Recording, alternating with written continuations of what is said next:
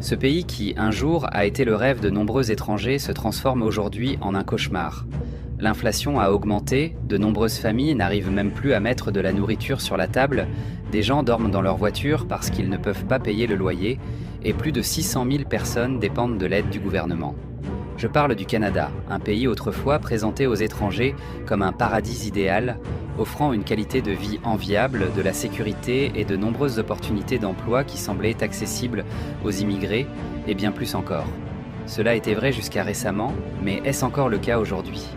Dans cette vidéo, je vais te montrer les raisons pour lesquelles de moins en moins de personnes souhaitent vivre au Canada. Reste avec moi pour comprendre ce qui se passe réellement. N'oublie pas de laisser ton commentaire, car je veux aussi savoir ce que tu penses. Il y a quelques années, le Canada semblait être l'endroit idéal pour construire une vie. Justin Trudeau est arrivé au pouvoir en 2015 avec des promesses de changement et un avenir meilleur pour tous. Mais peu à peu, ces promesses se sont évanouies. La réalité est que, pour beaucoup, le rêve canadien s'est transformé en cauchemar. Lors de son élection, Trudeau a apporté avec lui une vague d'optimisme. Jeune, charismatique, il promettait de transformer le Canada en un pays plus accessible et plus juste. Parmi ses promesses les plus attrayantes figurait la création de logements abordables, la lutte contre les inégalités et un engagement envers le bien-être de la population. À l'époque, de nombreux Canadiens ont cru qu'ils auraient enfin un gouvernement prêt à s'attaquer à des problèmes réels comme la crise du logement, déjà préoccupante. Les attentes étaient très élevées et la confiance en un avenir plus stable était forte. Le gouvernement fédéral a lancé des programmes tels que la Stratégie nationale sur le logement, promettant d'investir des milliards pour garantir un meilleur accès à des logements adéquats et abordables. De plus, Trudeau s'est engagé à protéger les travailleurs, à augmenter les salaires et à rendre le coût de la vie plus équitable pour tous. Mais c'est là que les problèmes ont commencé. Au fil du temps, ces promesses ont commencé à s'effriter. Ce qui semblait être le début d'un véritable changement s'est heurté à des défis que le gouvernement n'a pas su relever. La réalité s'est avérée bien différente des discours de Justin Trudeau. Les prix de l'immobilier, loin de diminuer, ont continué à grimper à un rythme alarmant. Des villes comme Vancouver et Toronto ont vu les prix des logements exploser, tandis que les salaires des travailleurs restaient stagnants. Les personnes qui rêvèrent d'acheter une maison se retrouvent désormais piégées par des loyers excessivement élevés. Même ceux qui sont déjà propriétaires doivent maintenant faire face à une augmentation des impôts, tandis que les prix des aliments, de l'énergie et d'autres biens essentiels continuent de grimper.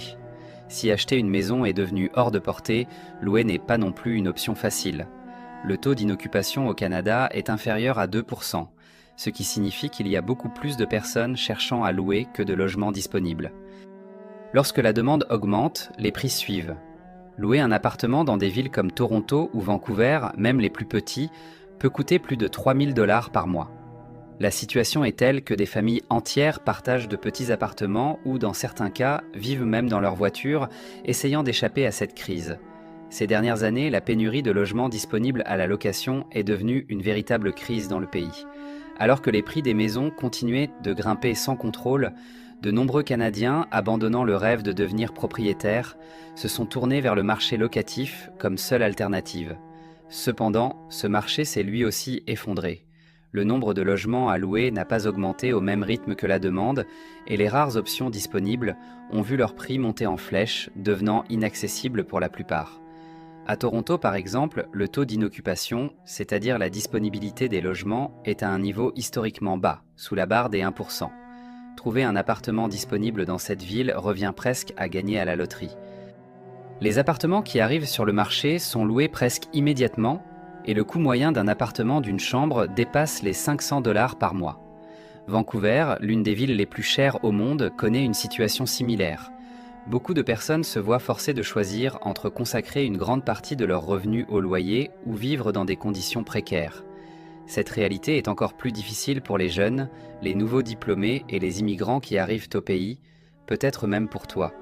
Ces groupes viennent au Canada avec l'espoir de bâtir une vie plus stable, mais ils découvrent rapidement que pour obtenir un logement décent, il faut un revenu que la plupart d'entre eux n'ont pas. Beaucoup sont contraints de partager de petits appartements avec des colocataires, voire des inconnus, pour pouvoir payer le loyer. Et ce n'est pas la pire partie. L'autre facette de cette crise est encore plus sombre. L'augmentation du nombre de personnes vivant dans leur voiture. Les réseaux sociaux et les médias ont commencé à mettre en lumière des histoires de personnes qui ne peuvent tout simplement pas se permettre de payer des loyers aussi élevés. Ces personnes garent leur voiture dans des zones sûres pour y passer la nuit, puis, le jour venu, elles vont travailler et continuent leur vie quotidienne. Des reportages récents montrent même comment les touristes sont choqués par le nombre croissant de sans-abri dans des villes comme Vancouver. Dans les grandes métropoles du pays, la situation des sans-abri est alarmante. Des centaines de camps ont surgi dans des espaces publics, formant presque des bidonvilles à ciel ouvert, où des personnes tentent de fuir le manque de logement et les coûts exorbitants de la vie. Pendant ce temps, les propriétaires profitent de la forte demande pour augmenter encore plus les prix des loyers. Parallèlement, la construction de nouveaux logements n'a pas réussi à suivre le rythme de la demande, aggravant encore la situation. Bien que le gouvernement ait annoncé quelques programmes pour inciter à la construction de logements, les résultats sont très lents et il est peu probable qu'ils résolvent le problème à court terme. Si des décisions rapides et efficaces ne sont pas prises, beaucoup craignent que la situation ne s'aggrave encore, forçant davantage de personnes à vivre dans des conditions presque insalubres ou même à quitter les grandes villes à la recherche de lieux plus accessibles. Cependant, ce n'est pas seulement l'économie qui est à l'origine de cette crise. Le gouvernement canadien a encouragé une immigration massive, attirant des étudiants et des travailleurs internationaux pour tenter de prévenir le déclin de la population, dont la moyenne d'âge augmente et qui a besoin de jeunes pour occuper des postes vacants et soutenir des secteurs clés.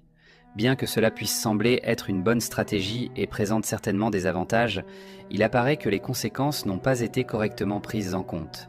L'arrivée de plus de personnes signifie une demande accrue de logements, et étant donné que le marché immobilier fait déjà face à de multiples problèmes, comme je l'ai expliqué, le résultat est clair, des prix de plus en plus élevés et moins d'options de logement.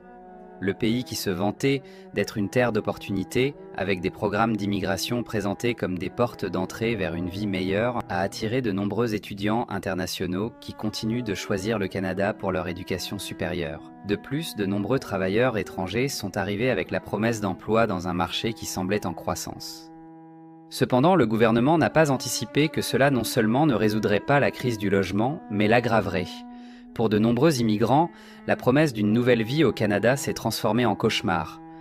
En quelques mois, les étudiants internationaux se retrouvent souvent contraints de vivre dans des dortoirs surpeuplés ou de partager de petits appartements avec d'autres pour pouvoir payer le loyer. Cela pourrait sembler courant dans certains contextes, peut-être l'as-tu vu ou même vécu, mais cela ne devrait pas être la norme dans un pays comme le Canada, surtout compte tenu des promesses faites par les gouvernements successifs. L'afflux massif de nouveaux résidents a considérablement augmenté la demande de logement, en particulier dans les grands centres urbains comme Toronto, Vancouver et même Montréal. Cependant, l'offre de logement, tant pour l'achat que pour la location, n'a pas augmenté au même rythme. Nous retrouvons donc les mêmes problèmes que nous avons discutés précédemment. Un autre effet secondaire de cette immigration massive, sans une structure adéquate pour accueillir autant de personnes, est la pression sur les services publics. Les écoles, les hôpitaux et même les transports publics sont affectés par la croissance de la population et le gouvernement n'a pas investi suffisamment dans l'infrastructure nécessaire pour accompagner cette augmentation, ce qui aggrave encore la qualité de vie des Canadiens. Les files d'attente pour accéder aux services de santé et à d'autres services publics sont de plus en plus longues. Le trafic dans les grandes villes est devenu chaotique et trouver des places dans les écoles pour les enfants des immigrants devient de plus en plus compliqué. Cependant, le principal problème du pays reste le logement. Malgré les nombreuses promesses, les gens continuent à faire face aux mêmes défis, beaucoup d'entre eux étant contraints de vivre dans la rue. En plus de la crise du logement et des problèmes mentionnés, le coût de la vie au Canada a explosé ces dernières années. Tout, des aliments à l'énergie, a considérablement augmenté. En 2023, plus de 2 millions de Canadiens ont eu recours à des banques alimentaires, à des organisations non gouvernementales ou à des entités gouvernementales distribuant de la nourriture gratuitement. De nombreuses familles se voient contraintes de choisir entre payer le loyer ou mettre de la nourriture sur la table. L'inflation dans le pays a atteint des niveaux que presque personne n'attendait. Soudainement, le prix de produits de base comme le lait, le pain et même les œufs a augmenté de manière alarmante, touchant principalement les familles à faibles et moyens revenus. Les salaires de ces familles ne suffisent plus à couvrir le coût de la vie, ce qui crée une grave crise. Même ceux qui menaient autrefois une vie relativement stable commencent à constater que les comptes ne s'équilibrent plus comme avant.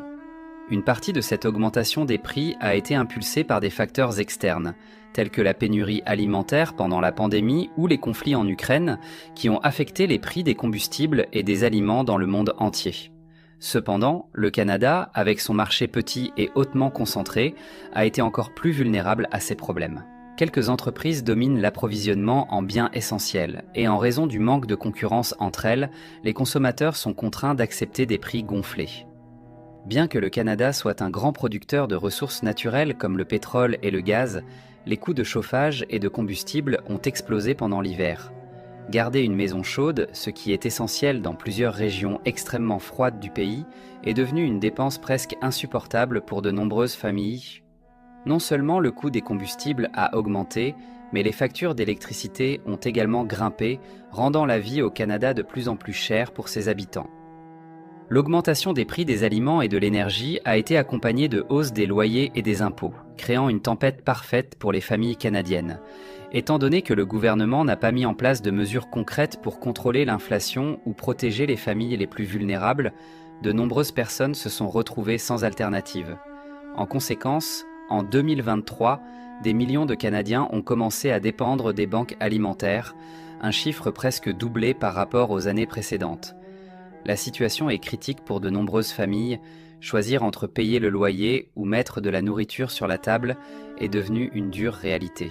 Le salaire qui suffisait auparavant à couvrir les dépenses du foyer ne suffit plus qu'à peine pour le strict nécessaire.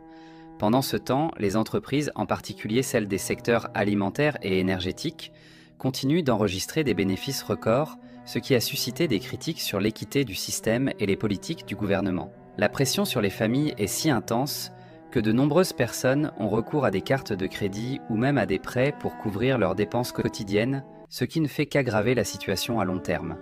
Les dettes personnelles sont en hausse et, avec des taux d'intérêt de plus en plus élevés, beaucoup se retrouvent piégés dans un cycle d'endettement dont il semble impossible de sortir. Cependant, de nombreuses personnes estiment que ces solutions sont temporaires et insuffisantes. La réalité est qu'aussi longtemps que l'inflation continuera d'augmenter et que le coût de la vie restera incontrôlé, le Canada, qui a toujours été perçu comme un endroit sûr et prospère, devient de plus en plus un pays au bord de la faillite où les gens luttent pour survivre. Maintenant, laissez votre commentaire ci-dessous sur ce sujet et merci d'avoir regardé jusqu'ici. Vos retours sont précieux, alors dites-nous ce que vous en pensez.